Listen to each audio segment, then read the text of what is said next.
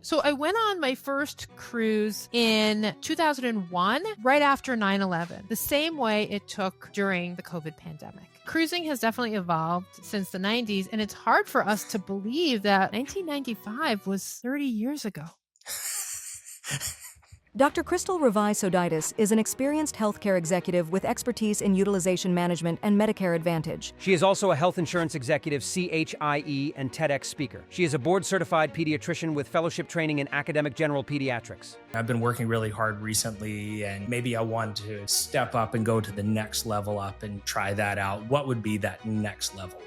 I truly believe that cruising is one of the best family vacations. It doesn't have to be luxury. The value that you get from a cruise vacation is really hard to match on a land vacation. If you want one of those for a family of 4, that could easily run you. Welcome to the Interesting MD podcast, the show about what doctors do when we aren't seeing patients and how this can help us find balance and prevent burnout. I'm your host, Rob Beck.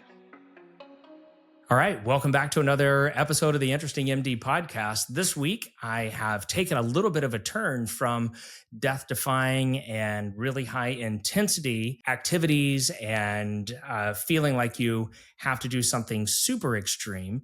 But then again, not so much, because this week I have a wonderful guest whom I have listened to her podcast quite a few times already. And it's about a subject that I really know very little about. This week, I have the host of the Luxury Cruising podcast, Dr. Krystal Sodaitis.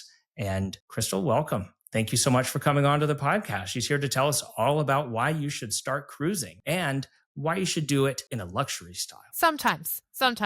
We can get to that. So I'm Krystal Sodaitis. I am a pediatrician by training. As I was thinking about being on this podcast, I realized like my whole life I've done things in a not so conventional way. So I think it's very fitting that I'm on the Interesting MD podcast. In my sophomore year of college, I opted to go to Hungary for medical school. My dad is Hungarian, and there's a number of reasons why I decided to do that. And so I spent 6 years spending a lot of time traveling through Europe and parts of Asia and had a fantastic time and came back. I spent about 10 years in academic medicine, and then I transitioned to being a healthcare executive. During that time, as I was climbing the ladder of corporate health plan leadership, I became a certified life coach and started to coach neurodiverse physicians. And it was through the gift of coaching that I really began to be able to embrace the parts of my life that continue to be sort of non-traditional. I wrote a book. I compiled a collection of essays about people in the sandwich generation. I published that about 2 years ago. And then, as a passion project, about 3 months ago, I started the Luxury Cruising podcast because I love cruising and I love talking about luxury, even if I can't live in luxury most of the time. Well, that's really fascinating. And now we're going to have like so many more episodes in the future about life coaching and doing all these other things and what it's like just traveling all over the world. So is that kind of how you kind of got that itch to cruise, or how did all of that get started? So I went on my first cruise in 2001, right after 9/11. And so what a lot of people may not remember or realize is that the travel industry took a serious hit after 9/11, the same way it took during the COVID pandemic. And so my mom and I, who were really not that, we felt very secure, and we decided to take advantage of some very low cruise pricing that Christmas. So Christmas of 2001, I went on my very first Princess cruise. I have no idea what ship it was. I barely remember any of the islands, but I know I got the cruise bug. I absolutely loved it. And what's super ironic and sort of the way life works is I took that cruise the 3rd year of my fellowship. And then the following August, I would start my first faculty position in Galveston, Texas, which is a huge cruise port. And I lived there for 6 years. I never stepped on a cruise ship. I loved seeing the ships come in. I loved thinking about it, but there always seemed to be somewhere else to go. My husband, who kind of is prone to motion sickness, we were worried he would be prone to seasickness. So we just never did it. Right. And so fast forward to about 10 years ago, we decided to celebrate my dad's 80th birthday and we decided to sort of do a land and cruise vacation. We wanted to do something for the kids, so we did Universal, and then we took a short cruise from Port Canaveral. And, my husband loved it. My daughter loved it. We had a great time. And sort of that started our cruising journey. And I immediately became obsessed with everything cruising. I just loved it. I couldn't get enough podcasts. I couldn't talk to enough people about it. I, followed cruise blogs and Facebook Lives and everything. Yeah, I just loved talking about it. That's amazing. And I never even considered starting a podcast until maybe a year or so ago. Right. You and I are in the same boat. Yeah. I never really thought about starting a podcast. And then all of a sudden you start one and you get into this and you're like, oh, this is actually really fun. And I get to talk to people from all over the continent and all over the world about something that I'm passionate about and something that's fun. I'm really excited because I am fascinated by the cruise industry. I live in Victoria, British Columbia. So most of the cruises that leave from the West Coast, like Seattle, and go up to Alaska and come back down, stop in Victoria. We bike down and I see all of the cruise ships that are parked out there. When I'm out on the beach, I can see them coming down if they'll take the inner passage. And so you can see these massive cruise ships that come in at night and, just see the massive ships and the lights and everything going across. And it's so much fun just to see. They're gorgeous. They're just gorgeous. They really are. They're kind of like, I'm a super nerd about it. And I just think that it's like, just the engineering of it all is, I am not an engineer, but just the engineering of it all of just like, how do you get that many people safely here and there, and the tugboats and all this stuff. I have become quite fascinated. Now, I will say that I have been on one cruise, and this was kind of in the mid 90s for my 18th birthday with all of my other friends that I had just graduated high school with. That was like kind of a different experience. And it was I'm sure. one that you're like, okay, I don't know that. I think that it was a Carnival ship, and it might've been the Carnival Fantasy or something like that. Yeah. But it was just like, it's a party ship. There's a reason they're called fun ships. And so every time that I thought, like, it was really fun at 18 years old, but then like, that's my thought, is that's my N of one, of where it's like, okay, I don't really think that I want to be on that ship anymore. I'm sure that my kids are now like, yeah, let's go on that one. Not the Carnival Fantasy. No. Yeah. Not that one. The Mardi Gras. Yes. Is that what they have now? The Mardi Gras? I don't know the latest Carnival ship, because while I do cover what those are called contemporary or mainstream cruise lines. So I do cover them, but only the higher end suites. Yeah. And so some of their... Not the ones that my kids would go on. So yes.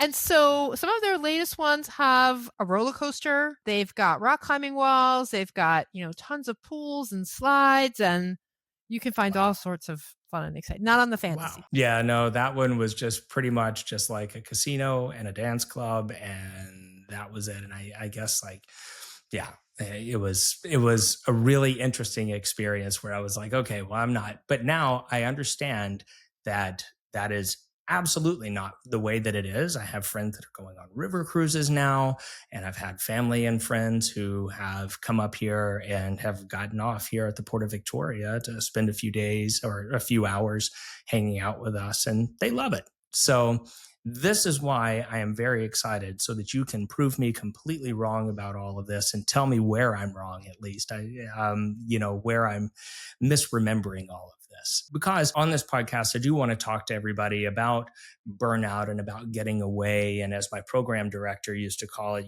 there's systole, where you are on and you are completely on and you're thinking about medicine and you're taking care of patients and you're dealing with all of that, but you have to have diastole as well. And so this would be really important for people to find out about this and find out about the different ways, because they may, when they think about going on cruises, they may be thinking about what I have experienced and maybe what they experienced earlier. But now I'm glad you're here to kind of tell us how maybe we need to look at it again. So yeah, cruising has definitely evolved since the 90s. And it's hard for us to believe that like 1995 was 30 years ago. And that's the end of the podcast. Thank you. Yeah. Just think about like what else was 30 years ago. I mean, like how much has medicine changed? Like we were still using dial-up internet and the AOL and you put the CD in the AOL and logging on to the internet that way. And we just had dial-up and weird chat rooms. A car phone was literally a phone that was like attached to a console on the inside of your car. And if you had those really big bricks, those were the cool ones. So now, yes, of course, everything is totally different now. So I'm glad you're here to explain to me and everybody else why they should take a look at this and why they should do this. Just taking a step back in terms of cruising in general, especially you mentioned, your kids. I truly believe that cruising is one of the best family vacations. It doesn't have to be luxury. The value that you get from a cruise vacation is really hard to match on a land vacation. Even the cost of camping, taking a camper, getting on a campground, the cost of maintaining the camper, it's going to rival the cost of a 1-week cruise vacation. Yeah, I guess that's true because when you think about it, you have to buy the sleeping bags, you have to buy the tent, you have to buy all the utensils to go around it. Here in my neck of the woods, you have to have like all the bear boxes and you have to, be smart about that.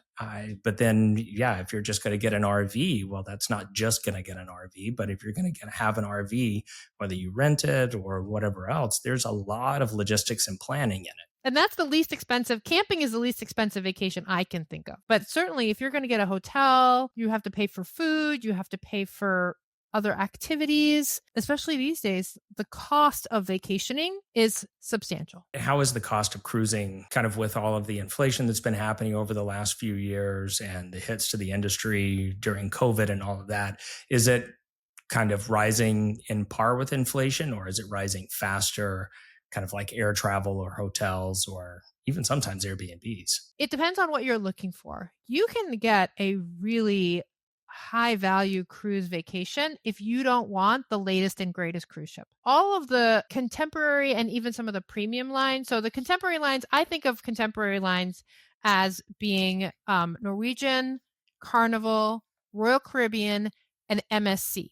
I don't put Disney into that category only because of the cost. The cost of a Disney vacation for a family is going to be more and for fewer days, but you do get the Disney experience. So I put Disney in that premium cruise line category. But Disney's got new ships coming out. All of the ones that I just talked about have new ships coming out. If you want one of those, yes, for a family of 4, that could easily run you $6,000 to $10,000. Okay. For a week? Is that like a 7-day cruise for a typically? Week, for a 7-day. And we're not even talking about the cost of transportation. If you're okay with not the latest and greatest, but still a really great ship, you could get a week vacation to probably the same destinations for $5,000 to $6,000. Really? For a family of 4. And that's your food, obviously your transportation. You're seeing places that you may never have seen before. There's more entertainment than you can possibly do and free childcare. Exactly.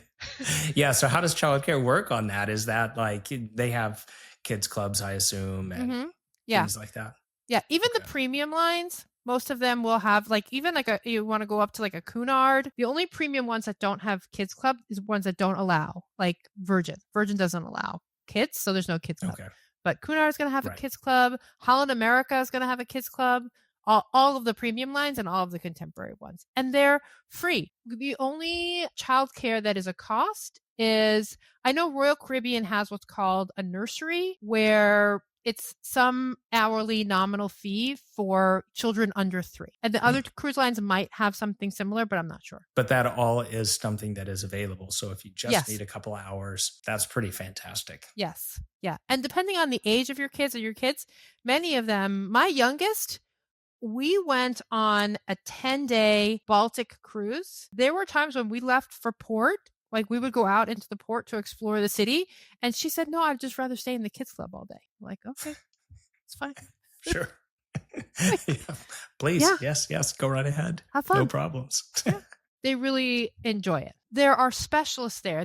Most of the people that work in those kids clubs have degrees in childhood development. It's not that the housekeepers are doing double duty in the kids club. These are child development specialists that want to and are trained specifically to work in that part of the ship.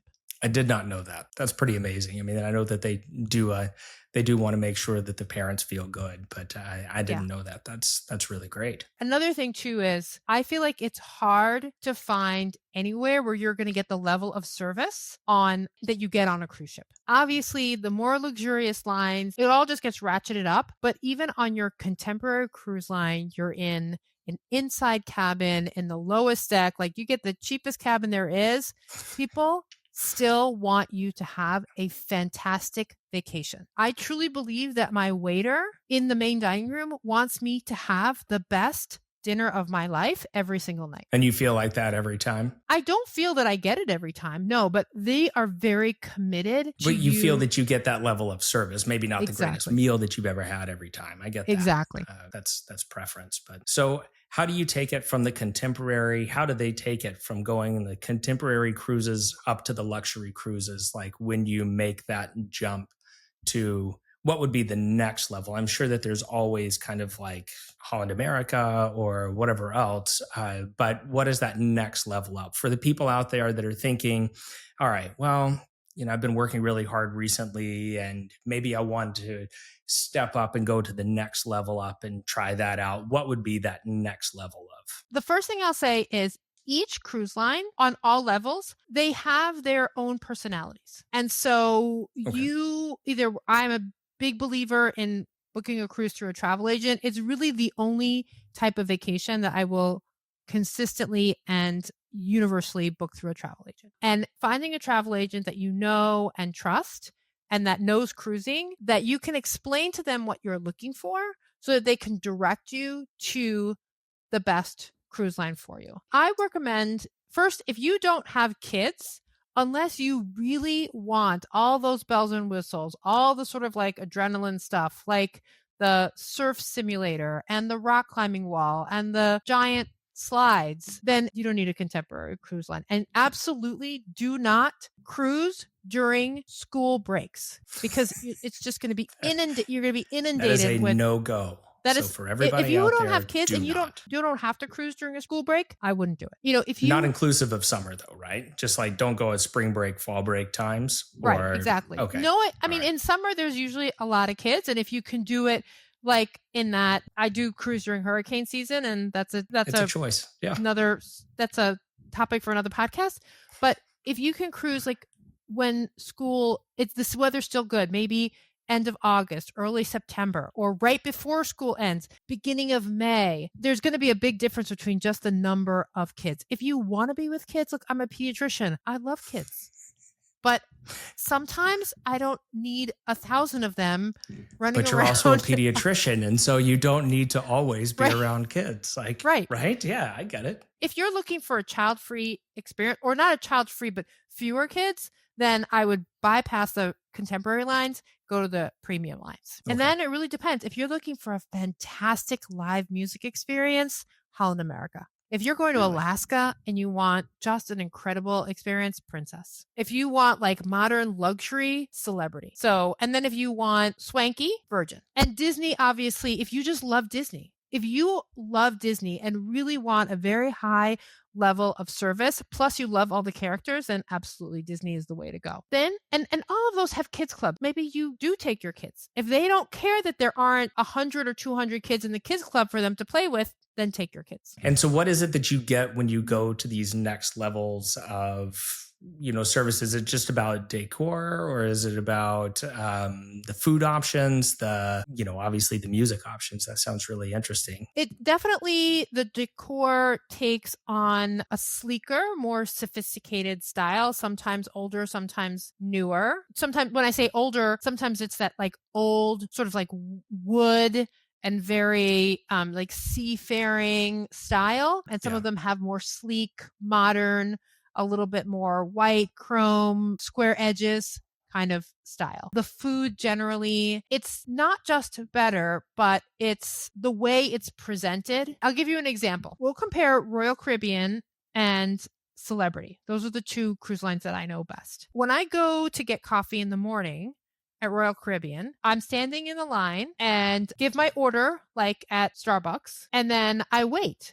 And then maybe they give me my name, and then I wait, and then somebody calls my name, and I go up and I get my coffee. And if I want something to eat, I stand in a different line. Maybe there are some like bench seats to sit in for me to enjoy my coffee and maybe a small, breakfast sandwich or pastry. I'm not even talking about the buffet. If I go to the equivalent place on Celebrity, I still stand in a line, but the same person asks me what my drink order is and if I want anything to eat, a pastry or a sandwich. And they ask me if I want it for here or to go. If I want it for here, I can sit down at a table and someone brings me a mug with a little biscotti, and my food is not in a paper bag, but actually on a plate. I don't have to stand in line. I can sit at the table and a server will come up to me and ask me if I want my coffee and my pastry. So as opposed to going to like a walk up at a Starbucks, you're going to more of a cafe setting and something like that. Better said. A little bit higher level of service. Exactly. Okay. And it's other small things. Most contemporary lines don't do turn down service twice a day. They clean your room once, like at a regular hotel. It's very traditional in cruise lines that they actually service your room twice. And once you get to higher levels, they are going to service your room twice. They're going to turn down your bed, maybe put a little chocolate on your pillow, maybe put a little, fresh flowers in your room. There's usually a smaller crew to passenger ratio. I'm sorry, there's a larger crew to passenger ratio. There's going to be more touch points. There's just going to be more people available for you to ask for anything you need. And like what are the sizes? I mean, I have seen like the massive ships coming here into Victoria where there's 4,000 or 5,000 people, like the really big ones. So what are these luxury cruise lines? I know that there's like all kinds of sizes, but what do they typically run? Is this like hundreds of passengers to multiple hundreds of passengers, or is it still in the thousands? So your premium is probably going to be more like 2,000 to 3,000, but you can get to some luxury lines where it's 100 people. 100 people, obviously it's still a smaller boat, but in that 100 to maximum 500 people range. That's when you're really getting into the luxury and ultra luxury. And then you talked about Virgin, there's no kids there. So obviously that's probably got its own different feel. What are some of the things that the different personalities, you said Holland America, like what kind of music do they have when they're their live music audio files out there? Holland America used to have a relationship with Lincoln Square. And so in New York, you could see performances from Lincoln Square on your cruise ship. They've got a blues club and they've changed it around recently, especially with some of their newer builds. So anybody who wants to write in can fact check me. What's the email to write in? Yes, Rob at InterestingMD.com, or yours, obviously. You can. luxurycruisingpodcast@gmail.com. You can write in to fact check us at any time. Or leave a comment. We're not shy. Yeah. Totally love fine. it. But there was B.B. King's Jazz Club, where they obviously not B.B. King, but they had jazz musicians. So Holland America really has a lot of live music. And it's one of the things that they had a relationship with Rolling Stones. I think that is gone.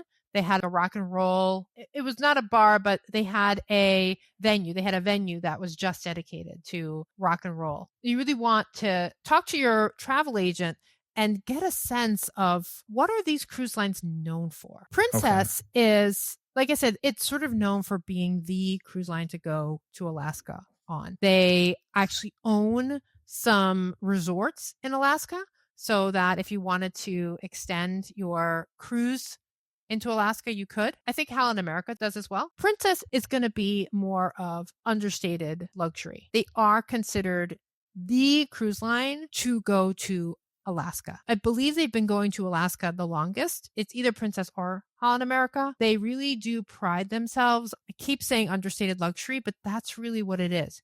You aren't going to find, like all of the others, you're going to find a kids club, and they actually are trying to attract more families, but you're not going to find, those rock climbing walls and roller coasters on there. Now, I would imagine that since you're saying that there are some understated luxury places, that there are some other less understated or more extravagant. I mean, I've never flown Virgin. I've never gone on their cruise lines, but I have stayed at one of their hotels. It seems a little bit more overstated, more than understated. Yeah.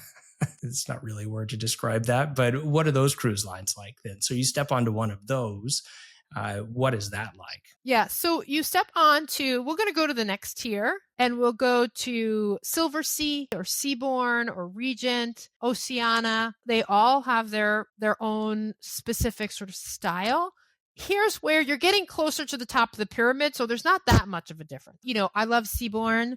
Seabourn is the cruise line that allows you to have caviar 24/7, anywhere and everywhere. They have what's called caviar in the surf. Often they will dock by a private beach in the Caribbean, and there's this super luxurious beach barbecue, and the staff members will come out into the water and have champagne and caviar on a surfboard. And so you're swimming in the ocean and eating champagne and caviar. And so Oceania is known for just the most amazing food. Really, just many of them have, I think it's Silversea, but don't quote me on this one, has a Thomas Keller restaurant. Many of them have, if not Michelin star chefs, they have people who have gone far. There was one contestant, like Master Chef Showdown or one of these shows, who is a chef on one of these cruise lines. I think he's a Silversea chef, but again, some of those details I don't hold on to. Yeah, that's okay. I mean, look it up. But so that's kind of like the next level of service that you're looking at. I think Silversea, I see all of the advertisements. Those are the ones that kind of go to Antarctica and kind of do those higher end. I mean, you're obviously not getting Carnival Cruise Lines going to the Contemporaries going down to Antarctica. Yeah. Not a lot. And here's a tip if you really want to go to Antarctica on a cruise. Someone just told me this number today that I would fact check. 150 people. You have to be on a ship with less than 150 people or you can't actually get off. So if you see a cruise line with 1,000 or 2,000 people that says they're going to Antarctica, you're going to sail on by and you're going to wave to the penguins and you're not getting off and stepping foot on the continent. I did not know that. Yeah. It's like a environmental, protection. Yeah, I mean, that seems reasonable. That's a pretty fragile environment. That makes sense, but I did not know that. Sorry to hijack here, but that is kind of one of the cruises that I have looked into because it's pretty amazing. It seems like something I'd really want to do. But yeah, it's amazing. I'd love for anybody. I had somebody on the podcast that talked about her cruise to the North Pole, and that was pretty. If you haven't listened to that one, it's actually worth a YouTube because she did a PowerPoint presentation and in it, she says she wants to go to space. And it's like, you don't have to go to space to go to space, thinking about how far the North Pole is. She actually was on the Blue Origins. I keep wanting to call it Blue Horizons. She was on the Blue Origin crew this past Saturday and went to space. No way. Yeah. Dr. Gretchen Green. That's amazing. Yep. So if you want to hear about the North Pole from somebody who just went to space, luxurycruising.net. It's literally the two furthest places that you can get. You can, on Earth, you can go to the North Pole and then you can go to space and cross over the Kármán line on a Blue Origin rocket. So, okay, that's really pretty cool. All right. But back to cruising. Yeah. Now we've got to go talk about cruising. All right. So we've reached that level. So what are the next levels? Are we nearing the peak of the pyramid, you said? We're getting close. Next are what I call the sort of small luxury ship. And these are going to be like Paul Gauguin, which is one ship. And all they do is French Polynesia. Again, my numbers, I don't know, but it's like in the hundreds. We're talking about cruise lines that are really in the hundreds to 100. Emerald Cruise Lines, that is going to be around 100 to 200. All suite ships, right? It's not a 200 square foot little box you're in. Everyone's going to have a balcony. Everyone's going to have a butler that will come and be at your beck and call essentially 24 hours a day. you're going to have, a nice bathroom. Not if you've ever been on a contemporary cruise line, most of those bathrooms, like the shower, people call it like the tube. Remember the tubes? I don't know how many people remember the tube that you would put your money in to go to the bank, right? Where it would get sucked through. Yeah, the vacuum tubes. Yeah. Well, everybody would still know what they are because the hospitals still use them. That's right. So you fax something over, which nobody who never works in a hospital knows what a fax machine is anymore. Right. But so we use the vacuum tube system just like in the hospital where we ship medications and sometimes blood. Still not happy about that, but sure. So that's sort of like what you're showering in. But no, Right. This is like marble bathrooms with double vanity sinks, actual branded soaps. Like a lot of cruise lines have a relationship with a specific high-end soap store.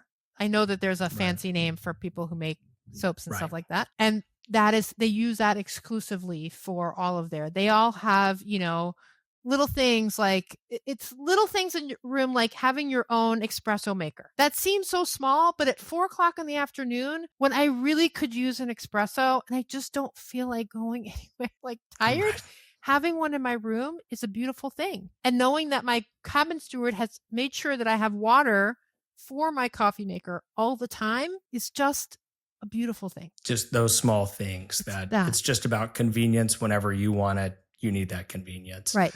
And you have your own steward, you have your own butler. Beyond that, also, the experiences in the places you visit are also a step above. We talked about private beach barbecue. That's almost universal, right? Like the ships are smaller, so they can get into smaller islands, smaller ports that a 6,000 passenger ship just can't get into.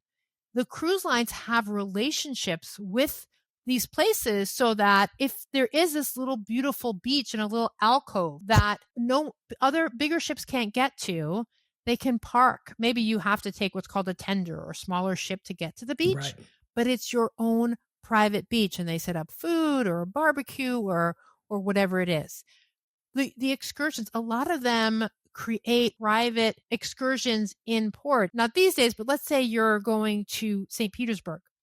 They will create sort of like a private event, either at an amazing museum or at the ballet.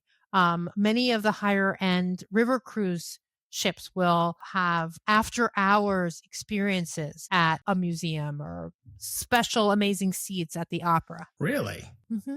Yeah. These are all things I had no idea about. Yeah. Okay. And the podcast actually that dropped. So this week, this is June 1st that we're recording. A friend of mine was on the podcast talking about her Danube River cruise on Viking. And she said, and Viking is definitely a higher end cruise line. And she said every single person they encountered was a Viking employee. The contemporary cruise lines are going to partner with tour groups that are on those islands that can sometimes be hit or miss. But all of the people you encounter, the bus drivers, the buses are owned by Viking. So as you're going from the ship to your excursion, whoever is your guide at the excursion, those are all Viking employees. So they are held. So they have more control and have like a Viking level experience. Exactly. Okay. All right. So have we hit the peak of the pyramid yet? Or is there like there's one more, the tippy top of the pyramid. For those of you out there who just got your big quarterly bonus, this is the one for you. So hold on. So what we have now is Ritz Carlton's Yachts. And these are absolutely gorgeous, under 100 passengers, huge suites, just your Ritz Carlton experience, but on a yacht. And what Ritz Carlton has said is they want to blur the lines between cruising and private yachting. So any below deck fans like me out there, if you're thinking you were like, oh my gosh, this below deck experience, like that would be amazing. Ritz Carlton is trying to get there, but on a larger ship. And Four Seasons is coming. And if anybody like me follows cruising, they know Captain Kate from Celebrity, who just left Celebrity. This is a kind of a ship captain influencer. She became kind of an influencer during the pandemic, has a huge following. She just left Celebrity, and now she is going to be the first captain for the Four Seasons Yachts. First captain to lead an all-female, whatever they call the officers on the deck crew. And Captain Kate, if you're watching right now, you need to get on the Luxury Cruising Podcast, okay? Love to have you on the podcast. Just luxurycruisingpodcast@gmail.com. I'm sure that she'll find a spot for you. Yeah. That sounds like a pretty amazing woman, actually. Yeah, so, she is. She's pretty great. Cool. Okay, so now we have like all of that. And this is kind of, is it the same thing when you go to Europe and the river cruises, and I would assume Asia and things, they just kind of go all over the place. Yeah. And so if somebody wants to find this out, you just pick your personality, you pick your I guess you choose your destination first, right? I mean, for people that want to get started, how do they do that? That's a really good question. Like, if you want to get started on cruising, I think figure out what it is that you want to see. What's the experience that you want? Do you want something like Europe? I can tell you, until I took my first European cruise, I didn't really understand the point of cruising to Europe. But now I do, because it's not about seeing the large cities. To me, a European cruise is not about seeing Rome or Barcelona or Berlin. It's about seeing smaller places that I never would take a vacation to, but are absolutely amazing. Figure out where it is that you want to go and what kind of experience. Do you want that big megaship experience? Do you want it to be multi-generational with everything from, your grandparents to their great grandkids? Or do you want it to be more of a laid back, adults only, highly catered and luxurious experience? And absolutely find a good travel agent that knows cruising. Ask around, ask your friends. You can tag me. You can ask me.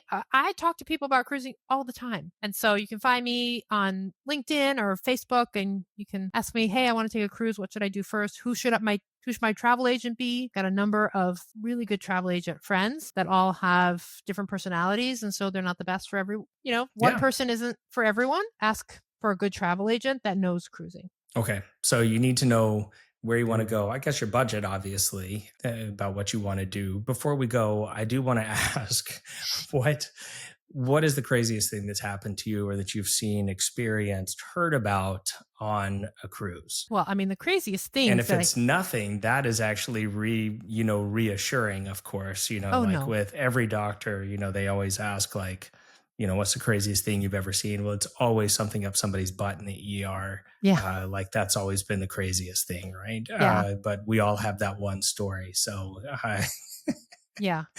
Well, I can tell you the craziest thing that happened to us. Okay. Okay. So this was on this Baltic cruise, and we decided, so when we first booked the cruise, we booked it because, there was two things. So first, we were in a COVID special booking season. So we booked a lot of cruises. And so this was a 10-day Baltic cruise. And it overnighted in St. Petersburg. And we were like, we got to do this. By the time, though, between the time we booked it and by the time we left, the war had broken out, and still nobody is cruising into Russia. They traded the overnight in St. Petersburg to the overnight in Riga. And we were not going to do 2 nights in Riga. I mean, there wasn't enough for us to do. But the thing about Riga is that it's very close to Lithuania. My husband is Lithuanian, and he still has cousins in Vilnius. Okay. And so it's about a 4-hour drive. We got in, we rented a car, we drove to Vilnius, we stayed overnight, we met his cousin for breakfast, drove back, but we had to drop the rental car off at the airport. And because the ship was staying overnight, usually when the ship docks, it docks like in the center of town. But because it was staying overnight, it wasn't in the center of town. It was sort of like in this industrial port outside the city. We get to the airport, we drop the car off, and we're starting to have a little bit of trouble getting like the version of Uber, which is Bolt, we're having a little bit of trouble getting our bolt to understand where it is that we need to go. So we've got the rental car guys talking to him, and, you know, we finally figure we got like our phones and our maps where we're trying to like zoom into this port, this industrial port. Right. And so he kind of figures out like, okay, I know where we're going. At this point, we are like, I'm somebody who gets back to the cruise ship with like 2 hours before the ship we're supposed to leave, because the ships will leave. Like they're not going to hang out for you. And so I'm already a little bit nervous. So we get in this car and we start going. And of course it starts raining. We're like, oh, this is beautiful. But he's following the map and we get into what could only be described as like woods. I mean, we're on, I think the road was paved, but in my mind, it's a dirt road with woods everywhere. Oh, and no. Suddenly we see a bus. We're like, oh my gosh, this has to be the bus that takes people from the center of town to the cruise ship. So we're like, follow that bus. So the guy gets in behind the bus. But the funniest part is, so it's an industrial port. The bus goes through like a gate. And we're just like, just stay behind the bus. Yeah. And we like bum rush the gate. There's people like behind us going, no, stop. And we're like, just keep going. Finally, we see the other thing too was thankfully we could see the cruise ship. So finally we like get to where we're supposed to like get off. We give the guy all of it. We're just like, take all of our money. This will help get you out of jail later. Take it. The people are coming. They're like, what are you doing? He's like, I'm dropping them off. They're on the cruise ship. We just get out of the car. It's like pouring rain. We like run onto the ship. We passed by the bus. Like this had to have been the last bus coming back from the port, but we were like, it was hilarious. We were like, it was like we were in some spy movie. But that is probably the funniest thing like the biggest adventure we ever went on a cruise ship. Okay, so that's great. And that actually is really nice because it's nothing horrific has ever happened. You've never been part of anything like tragic or awful. And it is just, life is just easy. You get on, you go do your excursions. You get off, you go do your excursions, you get on, all of that. Yeah. That's wonderful. I have a lot of travel stories that involve just enormous amounts of hassle and struggle, but they are all kind of created by me and my wife. So our stupidity. So, or let's just say adventure. Adventurous nature. Our adventurous nature. Yeah, it was our adventurous nature to get stuck in an Italian town and things like that. But it's all fine. It all works out, right? You're back home now. Yeah, we made it. It's fine. Yeah. All right. Well, thank you so much. I really do appreciate you coming on, and thanks so much for taking the time. Do you mind just one more time telling people how they can reach out to you, how they can find your podcast, your YouTube, and everything else? Because this is you have really fascinating conversations. And if you were at all curious about luxury cruising or cruising at all, she's your spot here. Thank you. Yeah. So it's all, I make things really simple. It's all luxury cruising. luxurycruising.net/podcast. You can find me on LinkedIn under luxury cruising, Facebook under luxury cruising. I'm working on the Instagram luxury cruising, and even TikTok. Awesome. Okay. Dr. Krystal Sodaitis, thank you so much for coming on. I really appreciate it. And I hope that I can talk to you again about all the different coaching and your transition over from clinical medicine to working for a health plan, because these are all things that doctors do. And I really appreciate it. Thank you so much. Thank you. Thank you for listening to another episode of the InterestingMD podcast. Please check out my content on YouTube at InterestingMD and follow me on TikTok, Blue Sky, Instagram, Threads, and Facebook at The InterestingMD and on X at InterestingMD. If you have comments or questions and want to get in touch with me or any of my guests, please DM me on socials or email me at rob@interestingmd.com.